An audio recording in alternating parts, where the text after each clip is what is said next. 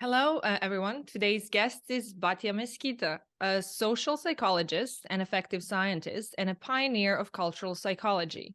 She's a professor of psychology and director of the Center for Social and Cultural Psychology at the University of Leuven in Belgium. Mesquita is one of the world's leading authorities on the psychological study of cultural differences in emotions. Her most recent research focuses on the role of emotions in multicultural societies, and this is a beautiful cover of a very fascinating book, which will serve as the basis of our conversation today. It's a pleasure to have you on, Batja. Welcome to Wider Angle. How are you today? I'm good. Thank you so much for having me. Yeah, this is it's really, I can't wait to have this conversation. I just told you a little bit before we started. It was almost both therapeutic and illuminating in so many ways, not just because of my personal research interest and curiosity, but also because of my personal experiences as immigrant, as somebody who is third culture kid. I think that was the name that at least in the past we used to call ourselves, and from a multicultural family. I think it will be beneficial conversation for so many people in our audiences, considering New Lines magazine is a global in the scope. Let's dive in, Batja. So you start the book by describing your personal background as a cultural psychologist and how your family ancestry impacted your views about this topic of emotions, as well as your personal later experiences as an immigrant. So I was wondering, can you tell us a little bit about that aspect of personal experiences, and then how did 3 decades of your work in combination with different shifts that have been going on in psychological research, impact your thoughts about emotions, where they're found and how they're formed? Well, I think that, pretty much like everybody else, I started thinking that emotions were deep inside us. And what I say in the book is that as a child, that I'm from this Jewish family that survived, at least my parents survived the Holocaust. And I saw a lot of troubled people. I mean, the people who survived were not. My dad was a classmate of Anne Frank, and my mom came out of the war as an orphan. And generally, I think, the Jewish population at that time was decimated. So people came out with a lot of, if I say disrespectfully, a lot of quirks, a lot of, specific emotional reactions. And as a child, I was always interested in those. Who knows who I had my parents been different people, but I describe in the book that I was a psychologically minded kid. And I think that was in part because it wasn't so easy to understand my parents, from the everyday life we led. They obviously had a very traumatized youth, and I was from this middle class, post-war environment where a lot of the emotions that they had no place. So how I start the book is saying that, like probably a lot of people in the West, I thought about emotions as something deep inside, and I wanted to fix those, and I wanted to know more about people's mental lives. And I'm not denying in the book that people have mental or emotional lives, for sure. But what I'm trying to do is say those lives have something. If you want to understand something about those lives, actually, you have to understand something about the experiences that people have had, the kind of environments they've lived in, the kind of threats they have undergone. And, it's interesting because in talking about this, I realized that actually the place in psychology where we understand this is exactly the trauma and war psychology, where we do understand that if people live in very unusual circumstances and survive these very scary and unsettling experiences, that they come out differently emotionally.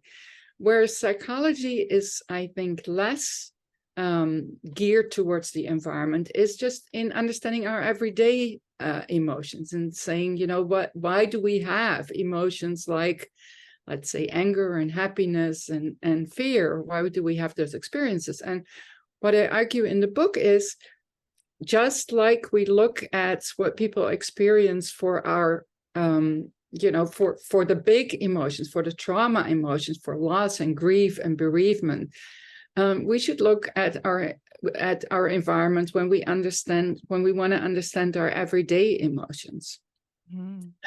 Now, your question had a lot of parts. So one of the parts was, what was the view of psychology when I started studying emotions? And I think that view, still exists in large parts of the population. It was the view that people have these mental capacities almost. If you could look through the skull, then you would see these emotions and they would be there. And, if the right event comes along, they're activated, but they're already there and they're deep inside a person, right? And whether you have them or not makes you the kind of person you have.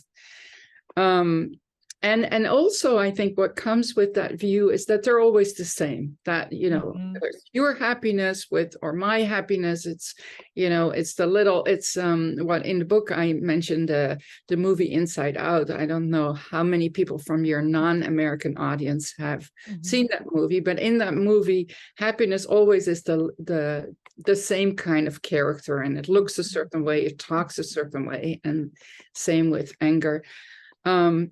And so that's how people thought emotions would be. And the evidence, if you look carefully at it, was pretty thin. The evidence was that if you showed people pictures and you gave them words and said which word goes with what picture, then they would above chance say, oh, from those words, I think that happiness is the most appropriate.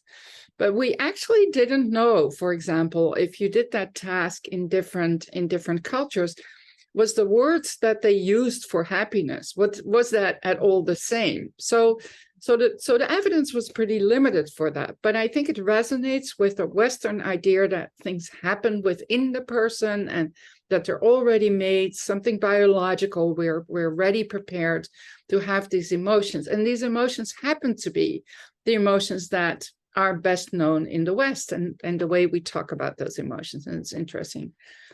You explain in your book different research that you've conducted in Japan, Korea, Turkey, Mexico, as well as among the immigrants in Amsterdam and the United States and Netherlands and Belgium. And you tell us how many of these individuals, kind of as you addressed a little bit, talk about emotional events that took place or that are taking place between people rather than these inner feelings. And so, and that was another reason that led you to pay attention to how these emotions are manifesting outwards. That said, could we maybe just define what is ours versus mine model in terms of, our listeners cannot see in the book, you write it in capital letters in that way. So what is this as the definition of these emotions from ours? Yeah, so I what I say in the book is when Westerners talk about emotions, a lot of time we talk about what I said before, right? The mental feelings that are inside us and that are always the same. So I call them essences, which is a bit of a technical word. So that's the abbreviation spells mine, which is a nice word because it also says they're only mine. Now, in many cultures, people talk about emotional episodes as ours, and it's also a shortcut. It stands for outside of the person, relational acts more, so things that are going on between people, and they're situated, which also means they're different from time to time. So when I'm angry at my boss, it's not the same as when I'm angry at my child, and it's not the same as when I'm angry at the state of the world. So I think in many cultures there's a better realization of that emotions are really part of the social fabric, more than or in addition to there are feelings. And I would say in many cultures emphasize what is going on between people. And we shortly talked about what could be going on between people before you started recording. But for example, in honor cultures, I mean, a lot of emotions are about, did the event diminish my honor, or did it diminish the honor of the family? What did it do to my status in the world, or how people see me, how other people see me? And we see that play out when people describe their emotions and when they talk about what they do about emotions. It's really not about overcoming a feeling or expressing a feeling. It's about making sure that the state of the world is repaired if necessary, or improved if that's appropriate. So, you know, I had this student who was talking about how a Turkish student, how he succeeded, or he passed a really good admission test for universities. And you know, what happened was that his parents were proud of him. They shared it with the family, and the family was envious. And so really what the emotions is the changed relationships between all these different kinds of people. And that's the most important in those cultures. Now, what I also say is that probably all cultures are right, in the sense that when we have emotions, something is happening in the inside and something is happening in the outside and in the social worlds. And that we can probably also understand our emotions better if we look at both. But certainly from a Western perspective, if we also look at what emotions are doing outside us and how they play in the relationship between us and other people. But what I wanted to ask you is that you say then that this ours model and ours perspective on emotions does not replace, but that it supplements this mind model of emotion. So I wonder if you can just elaborate a little bit more for our audiences in terms of what are these then tools? Are we then equipped with a better information to understand these differences across society? It's really, I think ours is in a way more interesting, because it tells you about the part of emotions that are related to our relationship. So what you want to know in an hours model is what does the emotion do in the relationship. So you can ask those questions. I mean, I think that with an hours model, what you do is you say, what does this emotion do in the relationship? And so what we find is, first of all, that different emotions, I'm going to say two things, but that asking yourself these questions are actually going to shed light on why people have those emotions. How do they see the situation, right? What is at stake? But I'm also thinking that in order to describe, so there are two questions. There's questions about, you know, how can we understand each of our emotions as ours, and what can we learn of those, and what can we learn of each other's emotions in a multicultural society or environment in which many of us are at the moment, right? The time of people not migrating and staying put in the same village for the rest of their lives are, for many of us, far behind us. So we need to navigate these different emotions, and seeing them not just as what people feel, kind of natural impulses, but trying to understand them in terms of what is important for them, what is important for me, what message does my emotion give, what do I mean, what does this other person mean? That's, I think, in the relationships, those are, I think, really important questions to ask when you negotiate relationships in a multicultural society. So I think emotions, going beyond emotions as feelings and seeing them as steps in a relationship. I'm angry because I don't accept from what you do, right? I'm setting my boundaries. I'm ashamed because I think that what you're doing is putting me in a position where other people may think worse of me. You know, I am I'm thankful, which means I am singling out what you're doing for me. Or so I think every emotion has this message that is shaping the relationship in which it occurs. And we have quite a bit of research that shows that.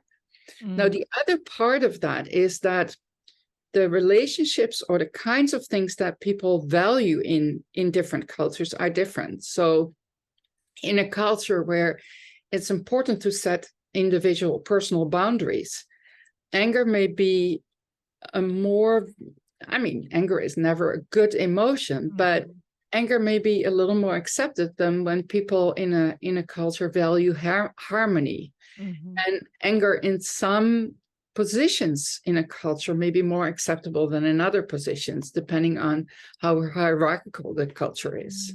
So if setting boundaries is tied to having a certain position, then only some people can be angry, or anger will only be valued in some people.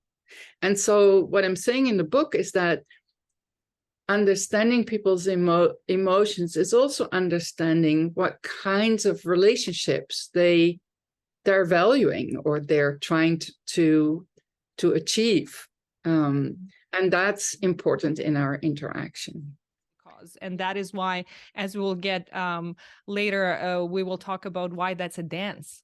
As the metaphor that you use, and about learning the steps. And I think that we have, just as an example of interpersonal relationship, and there are many in a society, like you say, with your neighbors, with your colleagues, with students from your kids' class. I mean, in a supermarket, it's a myriad interactions, I guess, that continue on everyday basis. So I think that it's a give and take in interpersonal relationships of both adapting, coming to, especially if you end up living in a third country, that's a thing of its own, and how we shift back and forth, I guess, as we will talk a little bit later. So and I thought it was very interesting how you in the book also say that besides obviously having the xenophobia and the racism that you notice as one of the motivations for writing this book, that you're saying that you want to convince those who believe that saying that people from other groups have different emotions is equivalent to dehumanizing them, not dehumanizing, denying their humanity.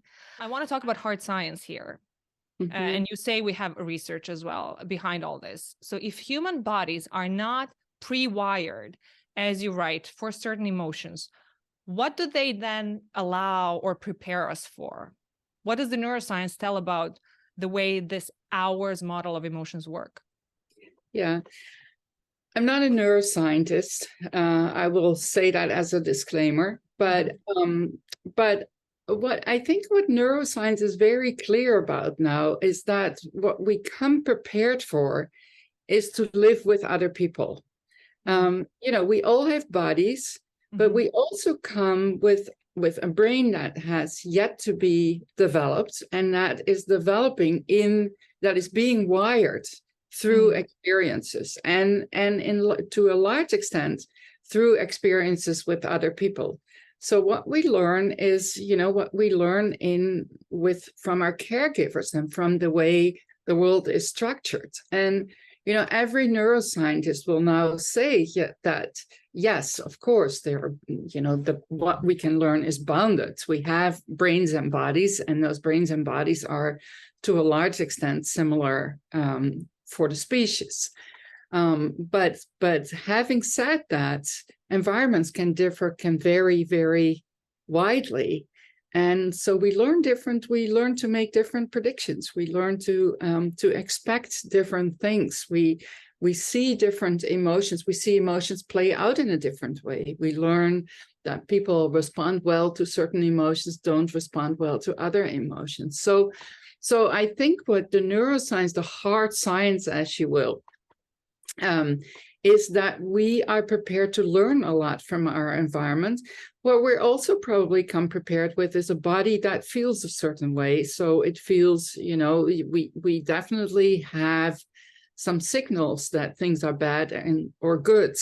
And what that consists of is a matter of discussion, but we have some introspection or interoception, as it's called, of what's going on in the body, and certain things the body signals that, no, this is not good, or here you have to pay attention.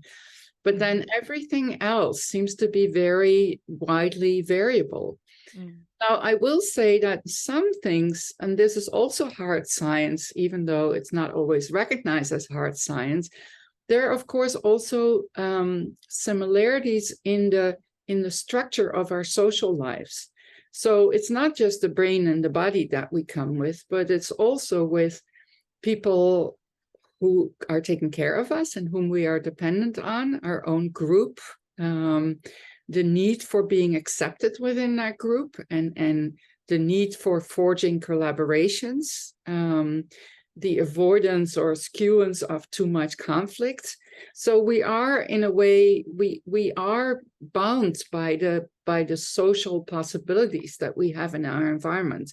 And I think that is when you say it may look different, it may feel somewhat different, it may have a different meaning, but in every culture, in most cultures, not in every culture, in most cultures, there's something like, let's call it irritation or anger, something where you say, I don't like it, somebody else does it, and I don't want this to happen.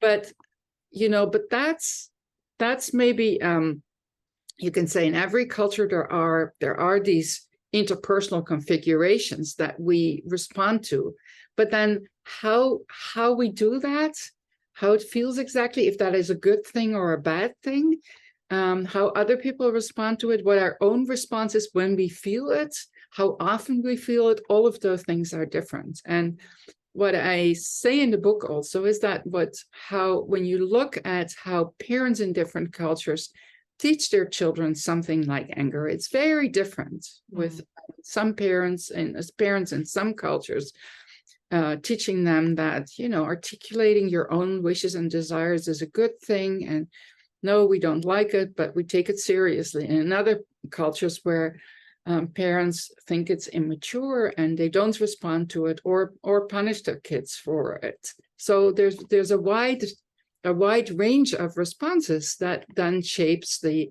responses available, or the reactions or the emotion as it is available for the child in later on in life.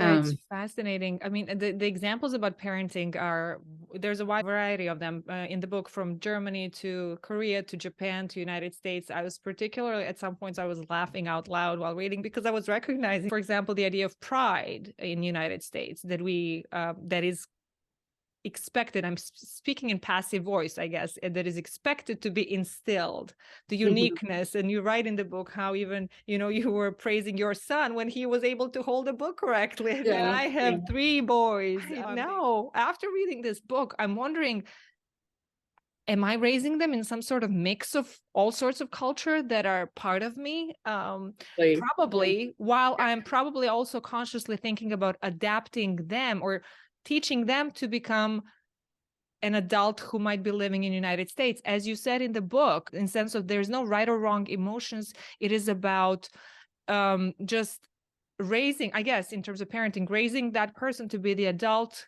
who would understand the codes of that environment, right? Yeah, I was prepared for that environment, in an environment where you achieve where achievement is very important, and where you achieve by being a competent person and being aware that you are a competent person. It's very important to feel good about yourself. And, we don't always call it pride. That's a big word for, but we call it, you want your child to feel good about themselves, which, in an old language was feel proud. And I think, even I describe in the book that the Netherlands, and when I grew up, wasn't particularly a time of praise. Actually, my own mom didn't praise me as much, but we were more into the American way, I think. And it wasn't my son wasn't holding it up, but he was 10 months, and when you gave him the book the wrong side around, he couldn't. He swapped it. So it was a little more than he could hold a book. Yeah. But what I write is that we could have we could have noticed it and say, oh, that's good.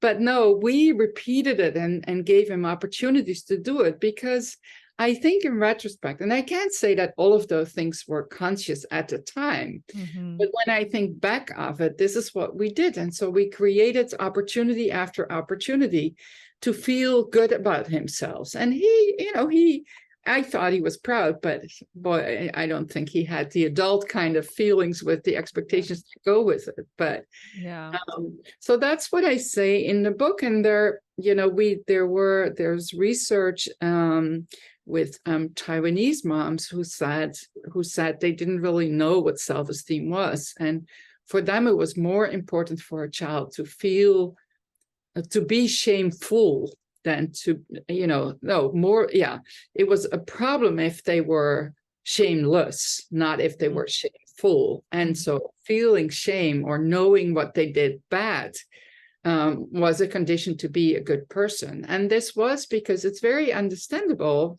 in a way. This was because the idea was that children needed to fit in, instead of children needed to express themselves and be their own unique person. And so I think it's what you want children to feel very much has to do with the kind of person you want them to become in the world. And I'm not saying people, consciously debate that with themselves or say, this is what I want my child to be. But when you look at the kinds of roles that parents prepare their children for, then the emotions fulfill a really important link in socializing children for those roles. I mean, this book is obviously full of scientific research information, but written in a very accessible way for general audience. And I'm curious, was there a usual reaction? Was there any pattern of reactions of the general audience in terms of readers of your work and those who might not be as familiar, or even your colleagues who might have disagreed with you in some way? I'm not familiar with the internal conversations that have been going on, but you keep telling us and showing us how there's no essence to be expressed, as you say. There's no reason you remind us to think that something is more authentic than the other. So in that way, I say, for me, it was personally humbling. And I was curious about the reactions of others from the general audience or from your colleagues. For the book, you're very fresh. The book came out this summer. So, I mean, I have had some reactions by colleagues and they're positive. I also think that the people who disagree with me would maybe not, contact me directly or not in this way. But what I can tell you in the past, the people who send me purposely emails are the people who say, I really enjoyed it. And I think it was, I learned something.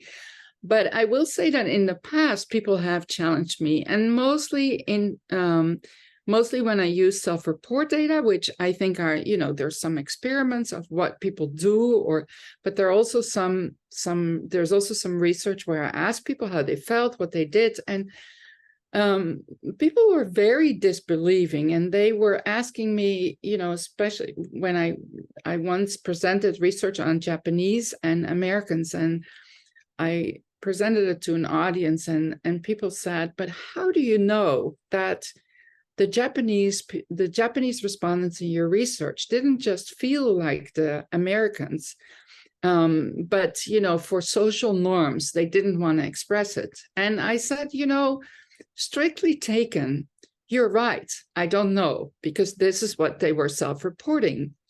But let me turn that question around. How do you know that the Americans weren't really feeling the way the Japanese reported, but they wouldn't share it because, that wasn't that because of the social norms? And of course, people feel the most of my audience was similar to the Americans, and they couldn't imagine that you would feel something like the Japanese had reported. And I felt that was a practical, how do you know that anybody feels the same or different from you? We go by what you see and what people report about their emotions, right? I don't know that I feel the same when I say I'm angry as, the next person who was raised Dutch and lived in the United States who had the same experience. We don't know. We know that by talking to each other. But I think my general idea as a researcher and as a person is that we should take each other seriously, and that we should be more curious than to just, and this is, I think, one of the big messages of the book, that we should be more curious about how experiences might be different, and that we have very little reason, scientifically and in other ways, to assume that emotions are exactly the same, or that we're talking about things that are unchangeable. We have a lot of reason to assume that emotions are, even though we have similar bodies and our societies are similar in some ways, we still have very different emotional lives and differences in what is emotionally important to us. And I think we would do better being curious about that, both as researchers and as people among each other. And I think the way you talk about, I really appreciate your personal experience, by the way. And you will see that in my book, I also gave many really personal experiences, not just my book, my son turning around his. But I think we can only understand each other if we try to understand, if we accept that it could be different, and if we try to understand how it might be different, and take people seriously on that. And to come back to an earlier question that you had, is why, how did people, I do think that many people who believe that all people have emotions, that emotions must be universal, that they think that, that's a way of saying that everybody is humane. Like, if saying that emotions are not universal means that you deny that people have feelings. To the contrary, I would say all people have feelings about the things that are important to them in a way that is respected, and that gains them position in their cultures, and that they've learned in their cultures. That's not to say they don't have emotions. Every human being has things that are important to them. And in fact, I think by studying their emotions, the way they occur, you can learn something about what is important in different cultures, and you don't have to assume that it's the same across all cultures. So yes, that's what I say in my book, that of course one of the reasons to write the book is, because I want us to have multicultural societies, and I want us to have globally functional communities.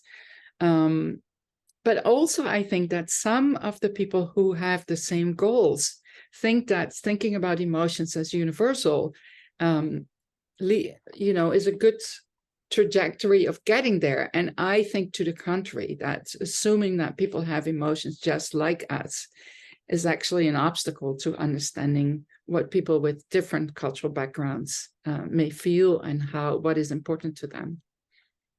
Yeah, thank you for sharing that. That was kind of, as we approach the end of this conversation, I always ask, what is the wider angle here? Let's talk about really the big picture of the importance of this scholarship or this work. And you've articulated now a very important set of messages, both on personal level in terms of relationships, as well as multicultural societies. And at this point, that is many people in many countries, obviously, and the way that they're dealing with it. And so maybe just for the end, I think that not leave on an optimistic note, but also to show that, as I mentioned before, the metaphor of dances that you use, waltz and tango, it might seem in certain situations, when either, as an example, somebody moves to a different culture, it might feel disorienting in certain circumstances. But did you also say it is possible to learn the context, the emotional codes of particular cultures? So I think that, can you just tell us a little bit about that? And I mean, I also thought the research about immigrants was fascinating, and in terms of how long it takes for this to happen as well. When we look at the whole group, so let me start with the last question. when we look at, and we've only started to look at immigrants and biculturals. We know very little, but what we know is that when you look at immigrant organ descent groups, that they don't have the same emotions, that they don't have emotions in the same way as, let's say, the majority group of, and we've done this research in Belgium and we have done it in the United States. So it could, on average, it takes 3 generations for the minority groups to be indistinguishable from the majority groups. If that is a goal, of course, that's a question that you can ask. Now, we also know that when people have friends or when they have a lot of contact with the other group, that it goes faster. What we don't know, a lot of things that we don't know is, for example, can people have 2 emotional cultures? I think from my own experience, I think you can, maybe not perfectly, but I notice I'm a slightly different person in the US context than I am in a European context. And I think some other people have, similar examples where they are. I have this friend who is Japanese and who says when he lands in the US, that he is much better able to talk about how he feels than when he is in Japan. That, when you have your focus outside on the hours part of emotions, who cares what you feels? So it's possible that you can code switch. And I'm pretty hopeful, I think we're starting to do research now, but in the book, I just thought, what do people do? What is my own experience? What is the experience of immigrants? What is also the experience of anthropologists in about understanding each other or becoming more fluent? And here are these people who have been able to, function in a new society, some with more success than others. And what do they do?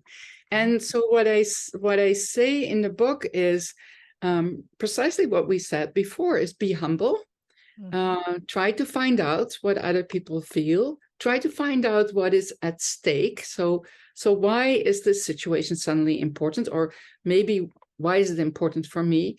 Try to understand if an emotion, even if you think you know the emotion, if it's good or bad. For me, shame might be a bad emotion, but for you, it may be a very appropriate emotion. So that could be very different in terms of regulation, or whether you want to have it or whether you want to. And then try to understand what kind of consequences or, projected consequences this emotion had. But do you think that if you are ashamed that you will be rejected, for example, or do you think that other people will accept you? And so in many cultures, shame is actually the emotion, is actually a good pro-social emotions where other people accept you. And it's good to know that, right? How is anger, we're doing research with couples, Japanese couples and Belgian couples. And the Belgian couples, just like has been found for the American couples, think that anger is a good thing because you get it out, you articulate your needs, and then as a couple, you can work with it. Well, the Japanese think that something has failed when you have to get angry or when you have conflict, because you should read the air. This is what they literally say. You should anticipate the needs of your partner. And so it's a very crude way of negotiating a relationship, where really they think the better way is to harmoniously anticipate each other's needs. So I think knowing about those things will also make it easier to interact. And yes, I think it's possible. I don't think there is an easy, I can't give you a tool. I describe in the book that when I started studying this and people said, "What can you tell us about cultural differences and emotions?" And I thought I needed to provide something like a taxonomy, like all the Bosnians are like this and all the Dutch are like that. And I think I've come to to the conclusion that, first of all, not all the Bosnians are like anything. There are many differences between Bosnians as there are between any group. So it's not, we don't want to be thinking about groups as homogenous groups. Absolutely. Even though knowing that there are some differences may help you imagine the scope of, or the range of possibilities. I think it does help to know something about cultural differences, just to imagine, what alternative realities, emotional realities there could be. But having said that, I think most of my conclusion is that, and I'm in the process of researching that, is that people being aware of differences is having the problem halfway solved, being humble and asking and trying to negotiate and trying to come back to the dance. What I'm saying is, it feels like when you come with your emotions in another culture, it feels like, everybody used to dance the same dance, like the waltz, for example. And the music was playing waltz, and your partner was also doing the waltz, and you were doing the waltz, and it all went smooth. And then suddenly, you still dance the waltz, but everything in your environment is tango. And so obviously you don't fit. And, your partner doesn't respond to your emotional utterances or emotions in a way that you expect or that you can relate to. People interpret your emotions in a different ways. And plus it could be that, the way social events are organized are different. So this is what I mean with the music, like everything in the environment that orchestrates emotions, like the music, the language, the common way in which people talk about emotions, all are a little off. But I think your experience and mine experience shows that you can actually, with enough of an open mind and humbleness, you can understand each other. And so, a very innocuous example, but I was initially put off when my American friends thanked me for dinner because I thought that was creating distance. Now, I have come to accept that when people thank you for dinner, it doesn't mean that they are not friends or that they don't feel close. I was devastated the first time that happened. I thought I thought it was a really nice evening, and they went away and they thanked me. And for me, that was formal, and it was as if they hadn't really liked it. And of course, now my American friends, when they thank me, I don't think that anymore. And they, at the same time, have learned that thanking may not have the same effect everywhere. So they say to me, I would thank you for dinner, but I know that you don't like that. So this is a very innocuous example, but I do think people can learn to negotiate differences in expectations. And I think that's possible in the school context, in the work context, in the friend context. It takes doing, it takes work. And, and you have to accept that it's something that is not natural, but that takes a constant attunement to other people, which I think relationships are anyway, right? Even if you're with somebody from your own culture and you want to really understand them, you have to double check if that's what they meant, or is that really how they felt, or why did they feel this way? It's maybe a little more exaggerated, and you can rely less on common assumptions when you come from different cultures. So that's, I think, generally the message.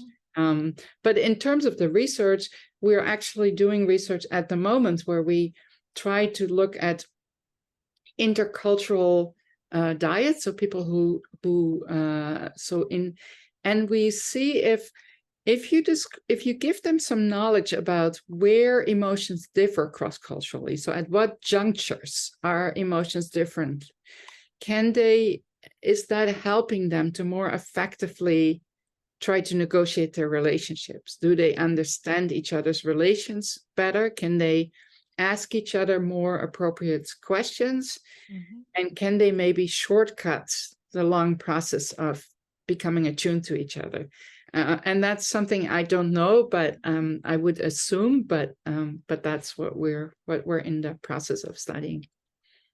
This was a beautiful conversation. I think that you have explained so many things, opened a lot of space for so many new conversations. I think the word that you just mentioned that kind of resonated throughout this book for me was stakes. What are the stakes? There's such high stakes, personal for people who are living this on a daily basis, but also who is not living this on a daily basis, in a sense. I mean, there is so many multicultural offices, business conversations, interactions, relationships between friends, etc. And yes, like you said, the image that I had of this when I close this book is, this is hard work. It is hard work to really do the work that's necessary. But then again, so much is at stake, from the micro to the macro level. So I really appreciate this. I think that, as you mentioned also in the book and right now at the end, there are so many repercussions for mental health practices now, like you're saying, for diet, for so many things, and interactions. A lot of people will benefit and could benefit from this, outputs of this research. So I know that I will personally look forward to reading more. I appreciate your time. Thank you for joining me in Wider Angle. Thank you so much for having me. It was a pleasure. It was wonderful. And to all of you, stay tuned for more conversations with people from all over the globe. Have a nice day. Bye.